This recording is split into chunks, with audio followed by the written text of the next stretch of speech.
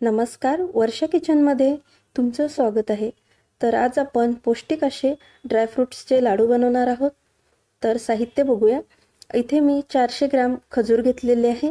त्यामधल्या बिया काढून खजूर मी इथे मॅश करून घेतलेले आहे। मी इथे नरम खजूर घेतलेले होते, तुम्ही सुके खजूर घेत असाल तर मिक्सरला थोडंसं फिरून घ्या। 1 वाटी मी इथे बदामचे तुकडे घेतलेले आहे, 1 वाटी काजूचे तुकडे, 1 वाटी मी इथे मखाना घेतलेला आहे, अर्धा वाटी पिस्ता, अर्धा वाटी मी इथे अक्रोड घेतलेले आहे, 1 वाटी मी किसलेलं नारळ घेतलेलं आहे, अर्धा वाटी तूप, इथे अर्धा वाटी मी डिंक घेतलेला आहे, 4 चम्मच खसखस, अर्धा वाटी सूर्यफुलाच्या बिया आणि अर्धा वाटी मी इथे भोपळ्याच्या बिया घेतलेल्या आहे। तर आता आपण लाडूसाठी लागणारे साहित्य भाजून घेऊ। पॅन मध्ये 2 चम्मच तूप टाकूया। हलकसं तूप गरम झालं, आता यामध्ये आपण काजू टाकूया। तर काजू टाकायच्या वेळेस चुकून कॅमेरा बंद राहिला। स्लो फ्लेमवरती काजू आपण 1-2 मिनिटं तळून घेऊ। तर तुम्ही बघू शकता इथे काजूला हलकासा कलर आलेला आहे। आता आपण हे काजू एका ताटामध्ये काढून घेऊ। काजू तळून झाले, आता यामध्ये आपण बदाम टाकूया आणि बदाम सुद्धा लो फ्लेमवरती 1-2 मिनिटं तळून घेऊ। तर सर्व ड्रायफ्रुट्स आपल्याला लो फ्लेमवरतीच तळून घ्यायचे। बदाम सुद्धा काढून घेऊ।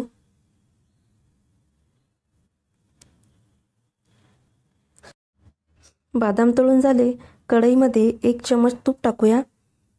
यामध्ये अक्रोड टाकूया आणि अक्रोड सुद्धा आपल्याला 1-2 मिनिटं तळून घ्यायचे। तर सर्व ड्रायफ्रुट्स आपण लो फ्लेमवरतीच तळून घेणार आहे। कढईमध्ये 1 चम्मच तूप टाकू, यामध्ये भोपळ्याच्या बिया आणि सूर्यफुलाच्या बिया टाकू। मिनिटभर आपण याला भाजून घेऊ।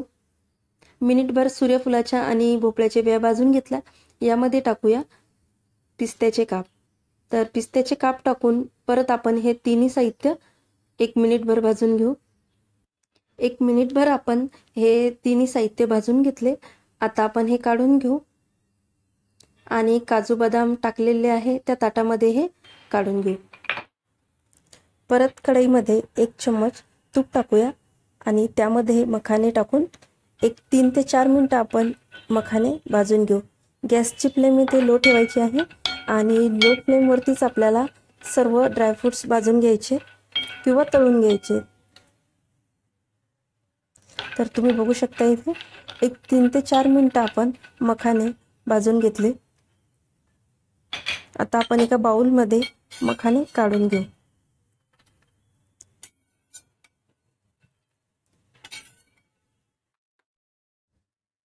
कढईमध्ये 2 चम्मच तूप टाकूया आणि यामध्ये डिंक टाकूया। तर मी इथे छोटा डिंक घेतलेला आहे, त्यामुळे सर्व डिंक मी सोबतच टाकला। जर तुम्ही मोठा डिंक वापरत असाल थोडा थोडा टाकून डिंक तळून घ्या।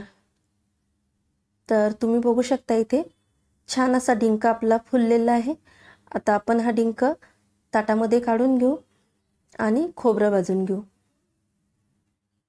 खोबरं आपल्याला हलक्याशा लालसर रंगावर भाजून घ्यायचं आहे।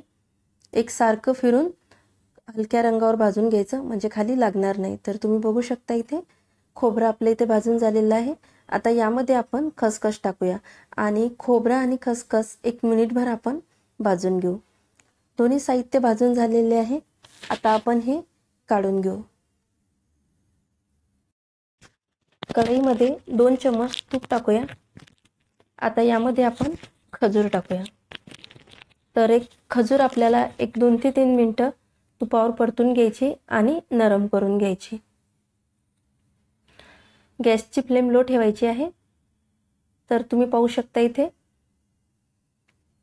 खजूर आपली इथे नरम झालेली आहे। आता आपण गॅस बंद करू आणि खजूर 5 मिनिटं थंड करायला ठेवू। तोपर्यंत आपण मखाना वाटून घेऊ। तर तुम्ही पाहू शकता इथे थोडासा जाडसर असा मी इथे मखाना वाटून घेतलेला आहे। आता आपण हे साईडला ठेवू आणि बाकीचं साहित्य बघू। लाडूचं सर्व साहित्य आपले इथे भाजून झालेलं आहे आणि डिंक सुद्धा तुम्ही बघू शकता इथे छान फुललेलं आहे, त्यामुळे मिक्सरला वाटायची गरज नाही, हातावरच असा बारीक होते। आणि खोबरं सुद्धा हातावरच बारीक होते, त्यामुळे आपण हातानेच याला बारीक करू। डिंक आणि खोबरं मी हातावरच बारीक करून घेतलेलं आहे। आता आपण हे सर्व साहित्य मिक्स करून घेऊ आणि यामध्ये खजूर टाकूया। तर खजूर आपण थंड करून घेतलेले आहे, हलकेसे गरम आहेत, जास्त गरम सुद्धा घ्यायचे नाही, नाहीतर मग हाताला चटके लागतील। आणि थोडेसे हलकेसे गरम ठेवायचे, म्हणजे लाडू वळायला आपल्याला सोपे जातील। तर सर्व साहित्य आपण इथे मिक्स करून घेतलं। आता यामध्ये आपण वाटलेला मखाना टाकूया। मखाना टाकून सर्व साहित्य आपण मिक्स करून घेऊ। सर्व साहित्य मी इथे एकजीव करून घेतलेलं आहे। आता यामधलं आपण थोडंसं मिश्रण घेऊ आणि याचा लाडू बनवून घेऊ। तर तुम्ही बघू शकता, लाडू वळायला सुद्धा सोपे जातात। हलकसं मिश्रण गरम असतानाच लाडू बनवून घ्यायचे, म्हणजे लाडू लवकर बनवले जातात आणि लाडूला बाइंडिंग सुद्धा छान येते। आता अशा प्रकारे आपण सर्व लाडू बनवून घेऊ। तर तुम्ही बघू शकता, इथे साखर आणि गूळ न वापरता छान असे आपले लाडू इथे तयार झालेले आहे। तर तुम्हाला ही रेसिपी कशी वाटली कमेंट करा, व्हिडिओला लाईक करा, शेअर करा आणि चॅनलवरती नवीन असाल तर प्लीज चॅनलला सबस्क्राईब करा। धन्यवाद।